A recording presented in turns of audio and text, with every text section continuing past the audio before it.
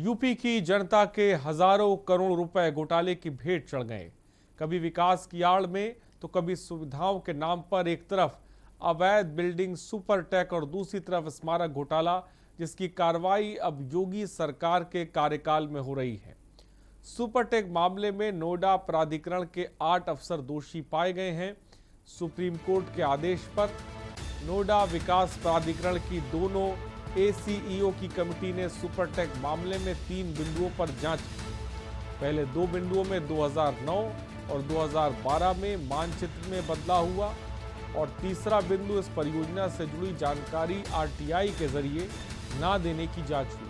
वहीं यूपी के स्मारक घोटाले में 57 और आरोपितों के खिलाफ चार्जशीट की तैयारी हो चुकी है। इस विभाग के कई अधिकारियों की अब मुश्किलें भी बढ़ेंगी। बसपा शासनकाल में हुए करीब 1400 करोड़ रुपए के घोटाले में जांच के कदम तेजी से बढ़ रहे हैं, जिसमें 23 तत्कालीन अधिकारी और कर्मचारी, साथ ही 34 निजी व्यक्ति भी इसमें शामिल। तो ये जांच की आंच कहां तक पहुंचेगी ये तो फिलहाल वक्त ही बताएगा, लेकिन विजिलेंस जिस तरह से कार्रवाई कर रही है उसने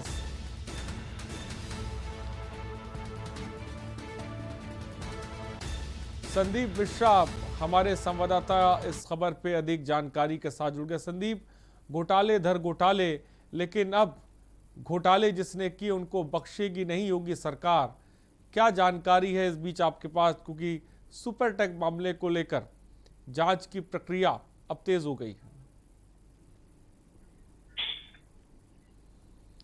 चैनल है सर। संदीप, मुझे मेरी आवाज आप तक पहुंच रही है?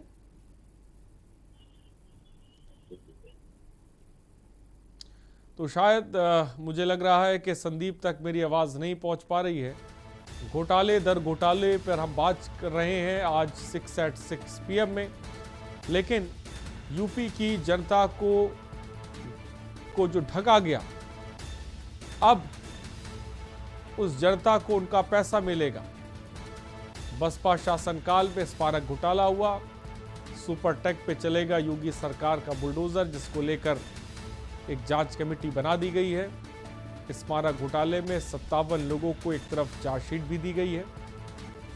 फिलहाल घोटाले दर घोटालों पर मुख्यमंत्री योगी आदित्यनाथ अब एक्शन मोड में साफ तौर पे नजर आ रहे हैं। चाहे वो सुपरटेक का मामला हो, चाहे वो स्मारक घोटाला मामला हो,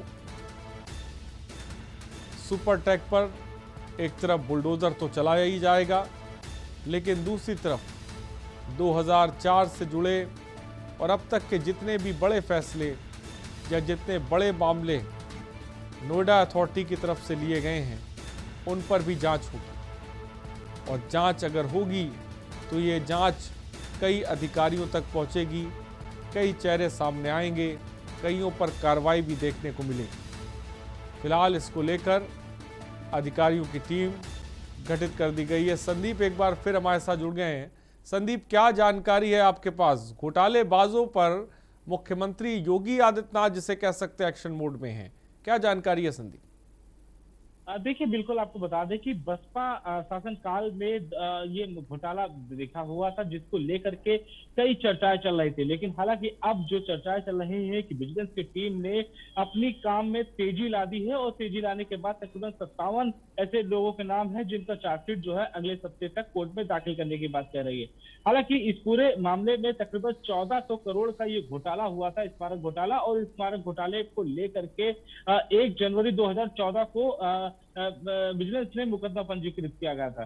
तो निश्चित तौर पे जिस तरीके से 2014 से लेकर के अब तक ये मामला चला आ रहा है और अब 2022 के चुनावी दौर शुरू हो चुका है, समय नजदीक आ रहा है, तो ऐसे में राजनीतिक पार्टियां ये भी मान रही है कि जिस तरीके से बसपा शासन काल में ये 1400 करोड़ का घोटाला हुआ था और अब स्मारक घोटाला पूरी तरीके से अब जो है एक राजनीति पार्टी बनता चला जा रहा है, क्योंकि जिस तरीके से अब 2022 के चुनाव नजदीक है, तो ऐसे में ये भी माना जा रहा है कि हो सकता है कि अब इसकी काम में तेजी लाई जा रही है और ऐसे में मायावती ने साफ तौर पे ये भी कहा कहते हुए सामने नजर आ रही कि जिस तरीके से घोटाला इसमें बड़े बड़े नाम जो शामिल हुए थे, जिसमें नसीमुद्दीन सिद्दीकी और बाबू सिंह कुशवाहा जैसे वो नाम थे, जो बड़े नाम चेहरे थे, वो सामने निकल के आए थे। उसके साथ ही अगर हम बात करें तो 19 ऐसे लोगों पे मुकदमा उसमें पंजीकृत किया गया था और तकरीबन 199 लोगों के ऊपर जांच जो है पूरी तरीके से विजिलेंस जांच टीम जो है जांच कर रही थी, जिसको लेकर के अब जो है विजिलेंस की टीम में जो तेजी लाई है गई है उसको 57 ऐसे लोग हैं जिन 57 लोगों पे जो है अब चार्जशीट जो है अगले सप्ताह तक दाखिल करने की बात कही जा रही है। बहुत बहुत शुक्रिया संदीप हमसे जुड़ने के लिए और तमाम जानकारी देने के लिए। 57 लोगों के खिलाफ चार्जशीट दाखिल की गई है। स्मारक घोटाले को लेकर मुख्यमंत्री योगी आदित्यनाथ एक्शन में।